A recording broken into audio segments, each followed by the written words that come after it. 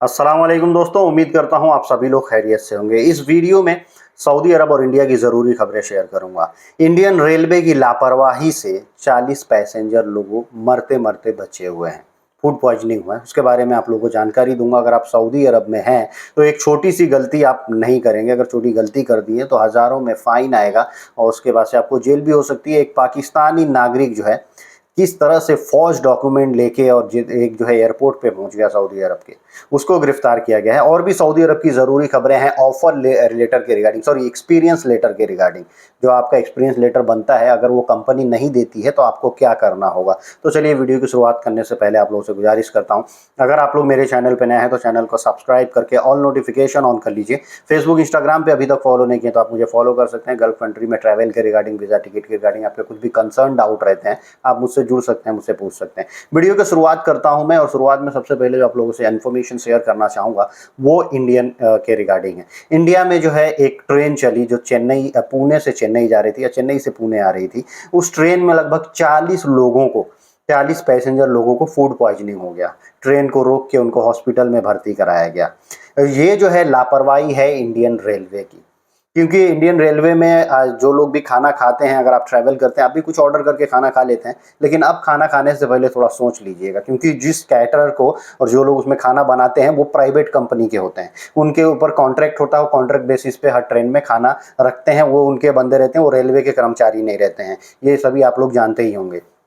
तो खाना बनाने वाले जो कैटरिंग कंपनी है, ये उन लोगों की लापरवाही है। वो लोग सड़े गले खाने या कई दिनों का खाना जो होता है, या एकदम लो क्वालिटी के तेल मसालों में खाना बना के लोगों को खिला देते हैं। लोग खा लेते हैं क्योंकि कोई दूसरा ऑप्शन नहीं होता है ट्रेन में, तो ट्रेन में ऑर्डर करके खाना मंगा लेते हैं। एक तो महंगा भी होता है और वो जो है क्वालिटी उसकी एकदम रफ होती है। इसी की वजह से फूड पॉइजनिंग हो गया। यानी अगर अच्छा खाना आप नहीं खाएंगे तो फूड पॉइजनिंग होगा, पेट में तकलीफ होगी, उल्टी वगैरह होगा, दस्त वगैरह आएगा। और इसमें कई हालात, इतने सिचुएशन ख़राब हो जाते हैं कि लोगों को हॉस्पिटल में भर्ती कराना पड़ता है। तो इसे 40 लोगों को जो है भर्ती भी कराना पड़ा। रेलवे ने इंक्वायरी के लिए बोला है कि जो रेलवे मिनिस्ट्री ने बोला है कि हम इंक्वायरी करेंगे और अगर वो कैटर जो है गलत पाया जाता है तो उसको सस्पेंड किया जाएगा, यानी उसके जो भी सर्विसेज हैं वो रेलवे में अब नहीं आएंगे। लेकिन ऐसा करना ही क्यों? या तो हमेशा उनके फूड की क्वालिटी का चेक इन करते रहो फूड ऑफिसर्स को भेज के, ताकि लोगों के जान पे ना आए। दोस्तों दूसरा जो अपडेट शेयर करना चाहूँगा काफ़ी इंटरेस्टिंग है। अंजू नाम की एक इंडियन महिला थी जो कि बोली अपनी फैमिली से कि मैं जयपुर जा रही हूँ, और जाते जाते वो पहुँच गई थी पाकिस्तान, और पाकिस्तान में उसका अफेयर चल रहा था, ऑनलाइन फेसबुक वगैरह पे कॉन्टैक्ट था। वहाँ पे जाके उसने नसरुल्ला नाम के आदमी से शादी कर लिया था। अब वो जो है 4 महीने बाद इंडिया वापस आई है। जब वो इंडिया वापस आई बाघा बॉर्डर के थ्रू, तो वहाँ पे मीडिया वालों ने इससे पूछा, कुछ तरह तरह के सवाल किए, क्यों आई है क्या। उसने बोली नो कमेंट, हमें कुछ नहीं। तो बोले आपका तबीयत ठीक है? नहीं। बोली हम मैं बिल्कुल ठीक हूँ, और चली आई। अभी नसरुल्ला भी वहाँ पे जो वो भी बोलता है कि मैं भी मतलब इंडिया आऊँगा इससे मिलने के लिए, और ये भी कयास लगाए जा रहे हैं कि अब ये जो है वापिस जाइए। ट्रेंडिंग टॉपिक था, लेकिन इसके पीछे जांच एजेंसियों ने भी इस औरत से जो है उससे भी सवाल जवाब किए, क्योंकि ये जो है ना थोड़ा सा सीरियस मैटर हो जाता है कि एक यहाँ की औरत दूसरे देश में गई और फिर वहाँ से अपने देश वापस आई, तो खुफिया जो एजेंसियाँ होती हैं, जांच एजेंसियाँ, वो फिर अलर्ट पे रहती हैं और ऐसे लोगों की एक्टिविटीज़ को देखती रहती हैं। इसको मद्देनजर रखते हुए उन्होंने इससे पूछताछ भी किया। दोस्तों अगला खबर है इंडियन लोगों के लिए खुशखबरी का। श्रीलंकन गवर्नमेंट ने जो है वो इंडियन लोगों को खुशखबरी दे दिया है कि अब जो है इंडियन लोग अगर श्रीलंका आते हैं तो उनको फ्री वीज़ा मिलेगा, यानी वीज़ा का कुछ पैसा नहीं देना होगा। और ये सर्विसेज शुरू होंगी मार्च 2024 से। तो समझ लीजिए आपकी 3 महीना और है हाथ में, और उसके बाद से अगर आप श्रीलंका जाना चाहते हैं, उसको एक्सप्लोर करना चाहते हैं, विजिट करना चाहते हैं, तो फ्री वीज़ा मिलेगा। और टिकट भी सस्ता ही होता है श्रीलंका का, वहाँ पे इंडियन लोग भारी तादाद में जाते भी हैं। लेकिन अब ये कैसे होगा, वीज़ा ई वीज़ा मिलेगा या फिर वीज़ा की ज़रूरत ही नहीं होगी, क्योंकि अभी ये मैटर नहीं बताया गया। ये बताया गया कि लगभग 6 देशों को जो है श्रीलंका, 7 देशों को श्रीलंका जो है वो फ्री वीज़ा देगा, उसका कुछ चार्ज नहीं लेगा। लेकिन ऑन अराइवल वीज़ा होगा या पेपर वीज़ा होगा, ये आने वाले कुछ दिनों में क्लियर हो जाएगा। लेकिन फिलहाल ये खुशखबरी है, और ये अच्छी बात भी है कि इंडियन लोग जो है वहाँ पे फ्री में जाएंगे, जाके घूमेंगे। खास करके जो यूट्यूबर होते हैं वो लोग चाहते हैं कि हर जगह देश में, अगर विदेश में कहीं घूमने जाना हो तो वहाँ का वीज़ा में आसानी हो। तो ये काफ़ी अच्छा है इंडियन लोगों के लिए। अगर श्रीलंका जाना चाहते हैं तो फ्री में जाएंगे, उसका कुछ वीज़ा का चार्ज नहीं लगेगा। दोस्तों अगर आप सऊदी अरब में हैं और सऊदी अरब में काम करते हैं तो आपको वहाँ से एक्सपीरियंस सर्टिफिकेट, जब आपका सर्विस खत्म होता है, 2 साल 4 साल 1 साल जितना साल भी आप काम किए, तो एक्सपीरियंस सर्टिफिकेट कंपनी से आपको लेना होता है। तो कई कंपनी नहीं देती हैं, ये कई लोगों का शिकायत रहता है कि मुझे मेरे पास एक्सपीरियंस सर्टिफिकेट नहीं है, क्योंकि हम लोग जो है रिक्रूटमेंट एजेंसी में काम करते हैं तो मालूम है, जो लोग रिटर्न रहते हैं कई लोगों के पास नहीं रहता, पूछते हैं तो बोलते हैं कंपनी नहीं देती है। अगर ऐसा कभी कुछ हुआ और आपकी कंपनी ने मना कर दिया कि आपको एक्सपीरियंस सर्टिफिकेट नहीं देगी, इस पे जो है मिनिस्ट्री ऑफ ह्यूमन रिसोर्स ने कहा है कि आप इसकी शिकायत कर सकते हैं ऑनलाइन ऐप के जरिए। वो मोबाइल ऐप जो है, आपको मिनिस्ट्री ऑफ ह्यूमन रिसोर्स का सोशल डेवलपमेंट का एक मोबाइल ऐप है जो आपको अपने मोबाइल में डालना है और वहीं से शिकायत दर्ज कर देना है उस कंपनी के खिलाफ कि ये कंपनी है, यहाँ पे मेरा इतने दिन का सर्विस है और ये मुझे जो है एक्सपीरियंस सर्टिफिकेट नहीं दे रही है। तो फिर मिनिस्ट्री ऑफ ह्यूमन रिसोर्स जो है उनके खिलाफ कड़ी कार्रवाई करेगी और उनको आड़े हाथे लोगी। मतलब आप समझ जाइए कि अब सभी लोगों को एक्सपीरियंस सर्टिफिकेट मिलेगा। एक ये भी सर्विस शुरू किया गया था, मैंने लास्ट वीडियोस में बताया था। वो सर्विस ये है कि अगर आपको जो है एक्सपीरियंस सर्टिफिकेट चाहिए तो एक वेबसाइट आई है, वो वेबसाइट पे जो है आपको जाके अपना एक्सपीरियंस सर्टिफिकेट के लिए अप्लाई करना होगा और फिर कंपनी अप्रूवल करके आपको दे देगी।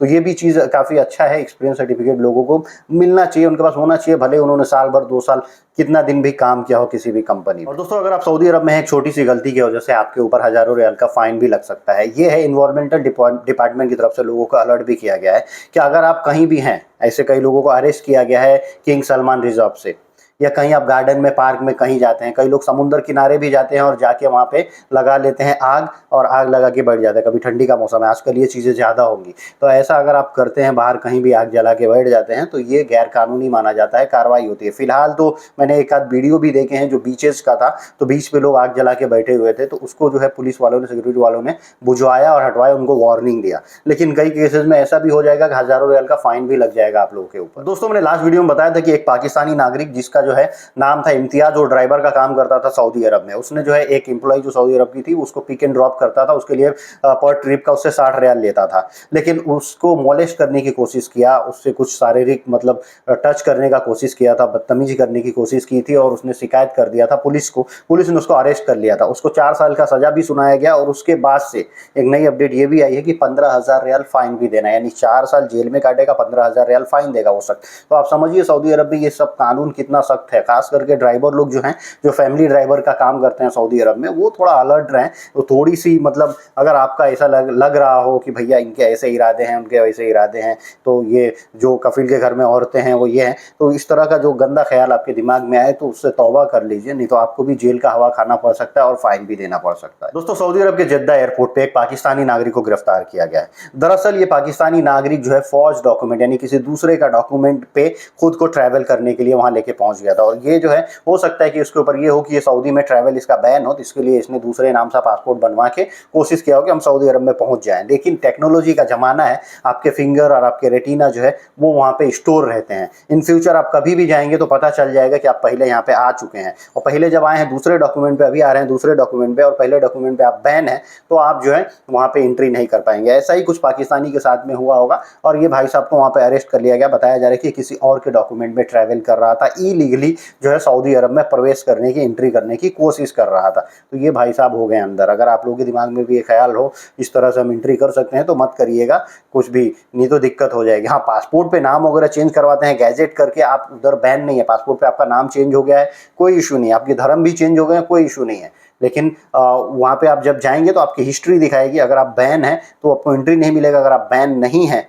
तो नाम भी चेंज है तो कोई इशू नहीं, आपको सऊदी अरब में एंट्री भी मिल जाएगा। और दोस्तों, एक और अलर्ट जारी किया गया पब्लिक प्रोसिक्यूशन की तरफ से। बताया गया है कि अगर आप किसी भी कंपनी में काम कर रहे हैं सऊदी अरब में, और उस कंपनी में काम करते हुए या उस कंपनी से आपने रिजाइन कर दिया, आपकी सर्विस खत्म और आप जो है दूसरी कंपनी में चले गए, तो पुरानी कंपनी के बारे में या आप जिस कंपनी में काम कर रहे हैं उसके जो कॉन्फिडेंशियल जो चीज़ें होती हैं, जिसको छुपाना है, जिसको किसी दूसरे कंपनी के सामने उजागर नहीं करना है, आप जाके उसकी गलती है, उसकी खामियां या फिर उसके कॉन्फिडेंशियल इन्फॉर्मेशन जो है दूसरों से शेयर करने लगेंगे, तो इस केस में जो है आपको लीगली जेल हो जाएगी। क्योंकि वो कंपनी चाहेगी अगर और पकड़ ली कि भैया आपने उसके कॉन्फिडेंशियल डॉक्यूमेंट लीक किए हैं या उसके इन्फॉर्मेशन लीक किए हैं दूसरी जगह, तो आप उसमें काम कर रहे हो या फिर उससे रिजाइन कर दिए हो, आपको जो है जेल हो जाएगा। दोस्तों, आज की वीडियो करता हूँ यहीं समाप्त। उम्मीद करता हूँ वीडियो अच्छी लगी। अगर इन्फॉर्मेटिव वीडियो लगी है तो मैं ऐसे ही वीडियो गल्फ कंट्री में के रिलेटेड जो है गैर मुल्कियों के रिलेटेड लेके आते रहता हूँ। तो आप मेरे चैनल को जरूर सब्सक्राइब करके रखिएगा। फेसबुक पे देख रहे हैं तो फॉलो कर लीजिएगा। Thank you guys, thank you for watching.